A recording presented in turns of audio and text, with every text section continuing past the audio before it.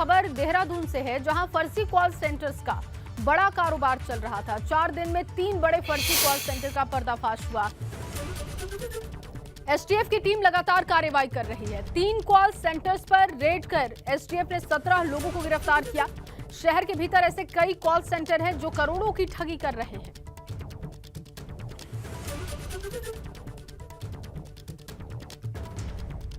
और वहीं काशीपुर में पुलिस ने 2 शातिरों को गिरफ्तार किया, जिनसे अवैध तमंचे और कारतूस बरामद किए गए।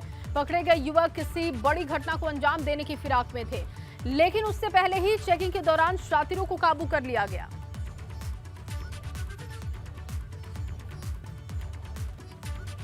और वहीं उत्तराखंड अधीनस्थ चयन आयोग की परीक्षा का पेपर लीक होने के बाद अब उन अभ्यर्थियों की चिंता भी बढ़ गई है जिन्हें आने वाले समय में एग्जाम देने हैं। हालांकि आयोग के सचिव का कहना है कि आगामी समय में परीक्षाएं समय पर होंगी।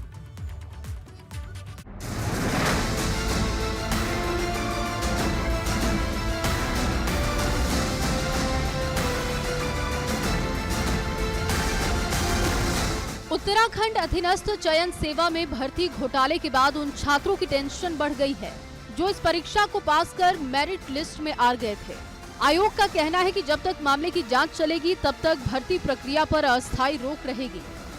इस परीक्षा में लगभग 2.5 लाख करीब कैंडिडेट थे, उनमें से लगभग 1,90,000 ने एग्ज़ाम दिया है और लगभग 916 बच्चे इसमें जो सेलेक्ट लिस्ट में आए हैं और सेलेक्ट लिस्ट में उनके रिजल्ट आने के बाद उनका डॉक्यूमेंट वेरिफिकेशन भी हो गया है और अब वहीं पर ये रुका हुआ है और तब तक रुका रहेगा जब तक ये जांच नहीं आ जाएगी। तो जांच के बाद ही इसमें ये प्रक्रिया रुकी रहेगी जहाँ पर है। अब मतलब बेसिकली उसमें संस्तुति भेजने की कार्रवाई शेष है, तो वो तभी होगी जब जो है ये जांच आ जाएगी और जांच के बारे में हमें अंदाज मिल जाएगा कि उसमें क्या हुआ है, एक्चुअली वास्तविक में क्या हुआ। उत्तराखंड अधीनस्थ सेवा चयन आयोग ने दिसंबर 2021 में परीक्षा आयोजित करवाई थी। ग्रेजुएट लेवल की परीक्षा में 916 पदों के लिए तकरीबन 1,90,000 अभ्यर्थियों ने परीक्षा दी थी। इस परीक्षा के बाद अब आने वाले दिनों में होने वाली आयोग की परीक्षा को लेकर भी सवाल उठ रहे हैं। सवाल ये है कि क्या इन परीक्षाओं को तय समय और निष्पक्षता से कराया जाएगा।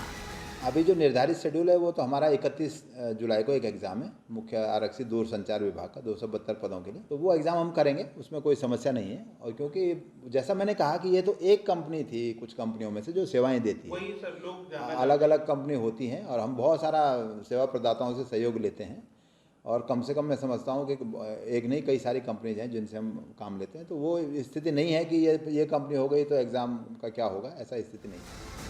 पेपर लीक मामले में एसआईटी और विजिलेंस अपने स्तर से जांच कर रही है। इस मामले में अब तक कई आरोपियों की गिरफ्तारी भी हो चुकी है। उत्तराखंड अधीनस्थ चयन सेवा आयोग की ग्रेजुएट लेवल की परीक्षा में हुई धांधली के बाद कई तरह के सवाल खड़े हो गए हैं।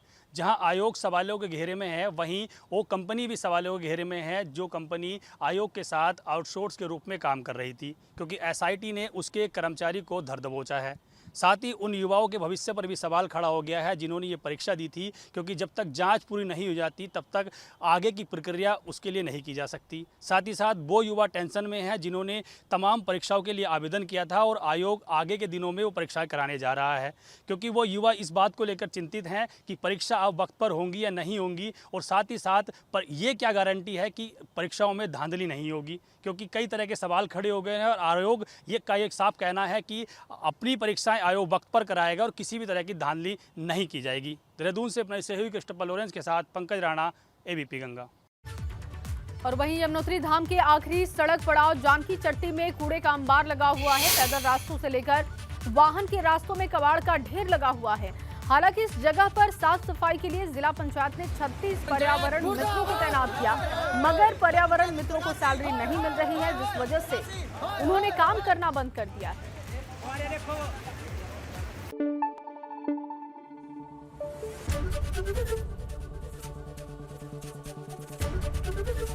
एबीपी गंगा, खबर आपकी, जुबान आपकी।